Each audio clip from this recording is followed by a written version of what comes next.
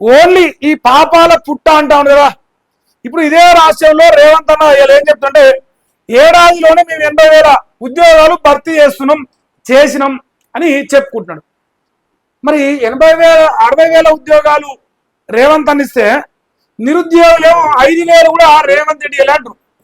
5,000 ఉద్యోగాలు కూడా రేవంత్ రెడ్డి ఇవ్వలేదని నిరుద్యోగులు చెప్తున్నారు. ఇప్పుడు నిరుద్యోగులు చెప్పేది నిజమా, రేవంత్ రెడ్డి 60,000 ఉద్యోగాలు ఇచ్చిన అని చెప్పేది నిజమా? ఏది నిజం? నిజము ప్రజలకు తెలవాలి. పాపాల పుట్ట ఎవరిదో తెలవాలి.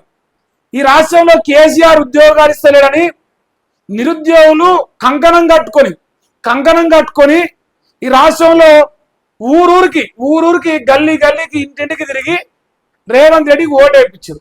కానీ మా అన్న ఏమంటే లేదు నేను నా సొంతంగానే గెలిచిన, ఉద్యోగాలు వద్దంటే ఇస్తున్నా, పథకాలు వద్దంటే ఇస్తున్నా, అభివృద్ధి వద్దంటే చేస్తున్నా, ఇన్ని గొప్ప పనులు చేస్తున్న ఏకైక ముఖ్యమంత్రి నేనే అంటున్నాడు.